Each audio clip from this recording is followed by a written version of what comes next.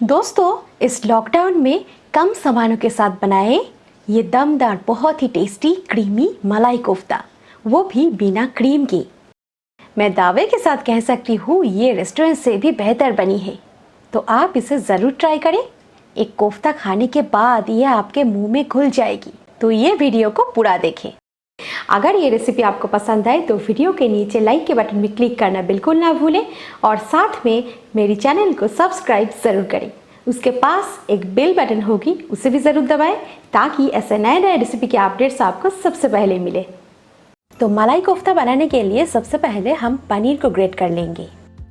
ये 200 ग्राम पनीर है और इसे सबसे पहले हम ग्रेट कर लेते हैं। आप चाहे तो घर पे दूध से छेना बना के भी यहाँ पे यूज़ कर सकते हैं, पर ध्यान रखें पनीर या छेना में पानी नहीं होना चाहिए। पनीर को ग्रेट करने के बाद यहाँ पर हम ऐड करेंगे एक उबले हुए आलू। तो आलू को भी ग्रेट कर लेते हैं। आप देख सकते हैं मैंने एक मीडियम साइज के आलू लिया है और उसे भी इस तरह से ग्रेट कर लेते हैं। आप चाहे तो पनीर और आलू को हाथों से मैश भी कर सकते हैं। आप देख सकते हैं दोस्तों, यहाँ पर मैंने पनीर का इस्तेमाल ज़्यादा किया है, इससे हमारा कोफ्ता का टेस्ट एकदम लाजवाब आएगा। तो ग्रेट करने के बाद अब हम इसमें कुछ मसाले ऐड करेंगे जो घर पे अवेलेबल हो। तो सबसे पहले हम ऐड कर देते हैं आधा छोटा चम्मच अजवाइन, इससे कोफ्ता बनेगी बहुत ही टेस्टी। उसी के साथ 1/3 छोटा चम्मच कश्मीरी लाल मिर्च पाउडर, इससे कलर बहुत ही अच्छा आएगा। कुछ फ्रेश कटी हुई हरा धनिया डालें। आधा छोटा चम्मच डाल दें यहाँ पे घिसा हुआ अदरक। उसी के साथ 2 कुटी हुई हरी मिर्च आप अपने हिसाब से ऐड कर सकते हैं। बस यहाँ पे हम और कुछ मसाले ऐड नहीं करेंगे। नमक हम थोड़ा बाद में डालेंगे क्योंकि नमक पानी छोड़ते हैं।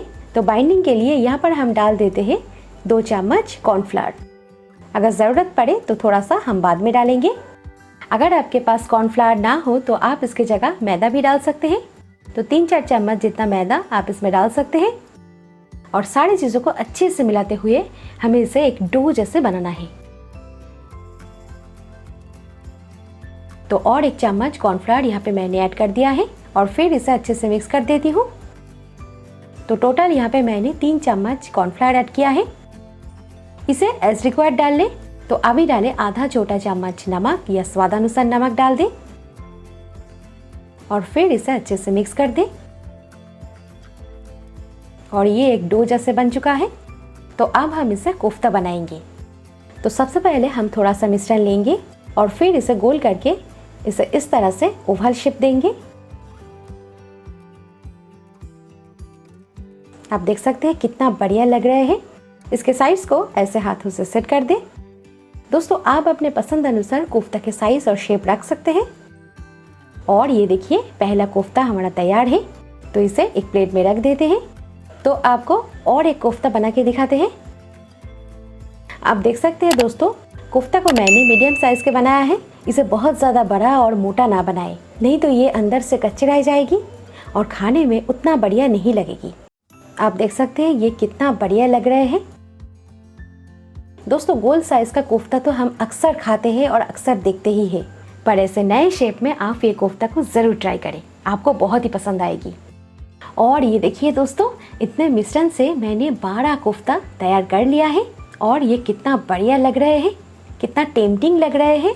दोस्तों, इसके अंदर स्टफिंग्स भरने की ज़रूरत नहीं है क्योंकि ये बिना स्टफिंग्स के ही बहुत ही टेस्टी बने हैं। तो चलिए झटपट इन्हें हम फ्राई कर लेते हैं। और इस दौरान हमारा तेल भी गर्म हो चुका है। दोस्तों, कोफ्ता को फ्राई करने के लिए तेल को मीडियम गर्म करें, इसे बहुत ज़्यादा गर्म ना करें। तो अब हम एक एक करके बहुत सारे कोफ्ता एक साथ फ्राई कर लेते हैं। तो इन्हें हम 2 बैचेस में फ्राई करेंगे और एक चम्मच से इस तरह से हिलाते हुए इसे एकदम गोल्डन ब्राउन करके फ्राई कर लें। तो आप देख सकते हैं कोफ्ता का पहला बैच कितना बढ़िया गोल्डन ब्राउन होकर फ्राई हो चुके हैं। कितना टेम्पटिंग लग रहे हैं ये। अगर आप इसे ग्रेवी में डालना नहीं चाहते हैं तो एज ए स्नैक आप इसे ऐसे भी खा सकते हैं। तो झटपट इनको हम एक प्लेट पर निकाल लेते हैं। आप देख सकते हैं ये कितना बढ़िया फ्राई हुई है। तो बिल्कुल इसी तरह से हम कोफ्ता के दूसरे बैच को भी फ्राई कर लेते हैं। और ये देखिए मैंने सारे कोफ्ते को एकदम सुनहरा करके फ्राई कर लिया है। दोस्तों ये खाने में टेस्टी के साथ साथ बहुत ही क्रिस्पी भी हुई है। तो चलिए अब हम आपको सुनाते हैं ये कितना क्रिस्पी बने हैं। दोस्तों तो सुना आपने,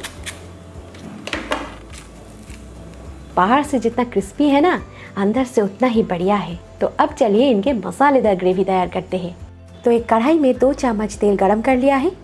तो अब हम यहाँ पे डाल देते हैं आधा छोटा चम्मच जीरा और उसी के साथ थोड़ा सा खड़े गरम मसाला, 2-3 साबुत काली मिर्च भी डाल दिया है।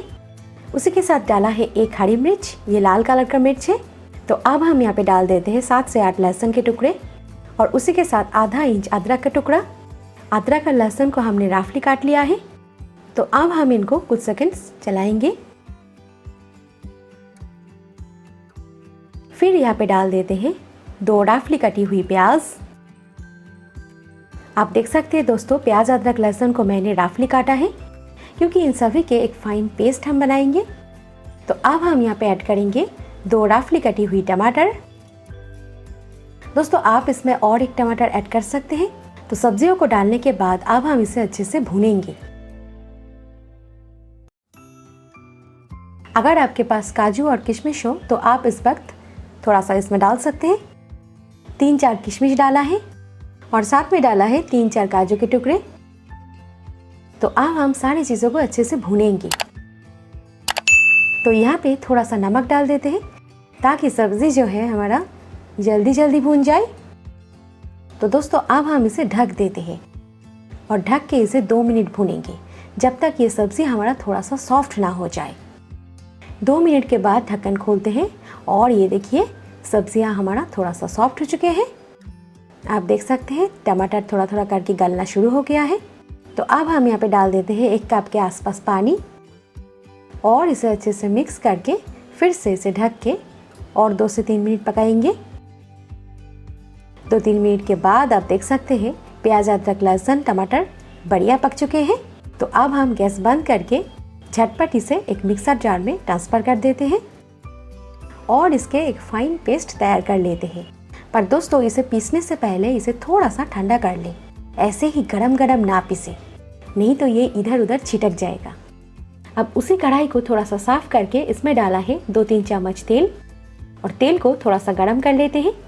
जैसे ही तेल थोड़ा सा गरम हो जाए यहाँ पे डालें आधा छोटा चम्मच हल्दी पाउडर और साथ साथ 1 छोटा चम्मच कश्मीरी लाल मिर्च पाउडर और फिर इन दोनों को तेल में कुछ सेकंड्स भून लेते हैं। इससे क्या होगा दोस्तों, इससे हमारा ग्रेवी का कलर एकदम बढ़िया आएगा। तो 5 से 10 सेकंड इसे चलाने के बाद ही यहाँ पर डाल देते हैं ये हमारा बहुत ही टेस्टी और क्रीमी पेस्ट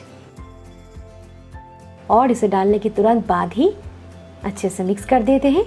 आप देख सकते हैं कितना बढ़िया इसका कलर आ चुके हैं। तो उसी जार में थोड़ा सा पानी डाल के अच्छे से शेक करके इसमें डाला है। दोस्तों मलाई कोफ्ते में ग्रेवी एकदम सिल्की मलाईदार होते हैं, इसीलिए मैंने इसका पेस्ट बनाया है ताकि हमारा ग्रेवी एकदम सिल्की स्मूथ और क्रीमी बने। तो अब हम गैस का फ्लेम एकदम लो कर देते हैं और यहाँ पर डाल देते हैं 2 चम्मच घर की बनाई हुई फेंटी हुई दही। दही डालने के साथ साथ ग्रेवी के साथ अच्छे से मिक्स कर देते हैं। पर दोस्तों आज ये मलाई कोफ्ता हम बना रहे हैं बिना क्रीम के, क्योंकि क्रीम अक्सर हमारे पास अवेलेबल नहीं होते हैं। पर बिना क्रीम के भी एकदम गाढ़ी क्रीमी सिल्की मलाईदार कोफ्ता बनाए जाते हैं, ये आप इस वीडियो में देख पाएंगे।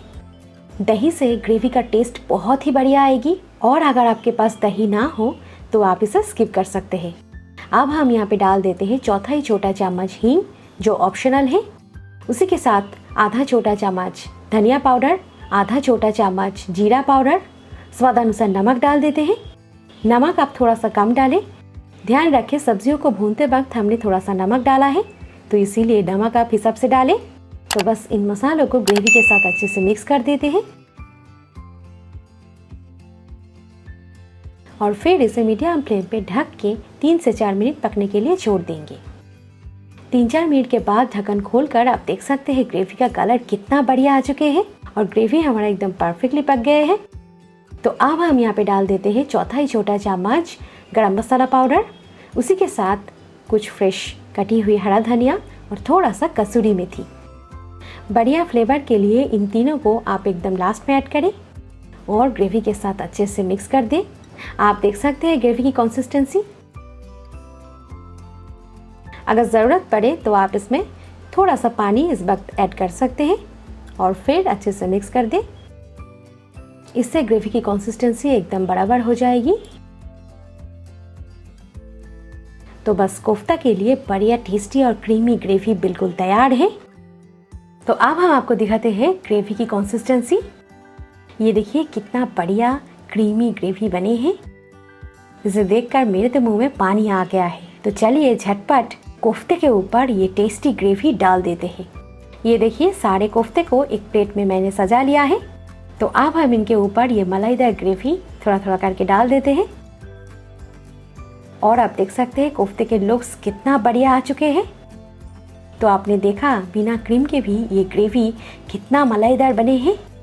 तो आप इस तरह से एक बार ज़रूर ट्राई करें, आपको बहुत ही पसंद आएगी। ग्रेवी डालने के साथ साथ ही हमारे सारे कोफ्ते एकदम बढ़िया सॉफ्ट हो जाएगी। दोस्तों ये खाने में लाजवाब बनी है। अक्सर हम मलाई कोफ्ता रेस्टोरेंट में खाने के लिए जाते हैं, पर दोस्तों मैं दावे के साथ कह सकती हूँ ये रेस्टोरेंट से भी बेहतर बनी है, वो भी बिना क्रीम के। तो चलिए झटपट एक कोफ्ते को अब हम काट के दिखाते हैं। और ये देखिए ये कितना सॉफ्ट बने हैं। दोस्तों इन कोफ्ते को और थोड़ी देर ग्रेवी में रखने के बाद ये और भी सॉफ्ट हो जाएगी। तो झटपट इस लॉकडाउन में ये दमदार रेसिपी को आप ज़रूर ट्राई करें। अगर ये रेसिपी आपको पसंद आई, वीडियो के नीचे लाइक के बटन में क्लिक करना बिल्कुल ना भूलें। शेयर करें ये रेसिपी को ज़्यादा से ज़्यादा अपने फ्रेंड्स और फैमिली के साथ। तो मिलते हैं और एक नए रेसिपी के साथ और मेरी चैनल को देखते रहिए। Thank you, take care, have a lovely day.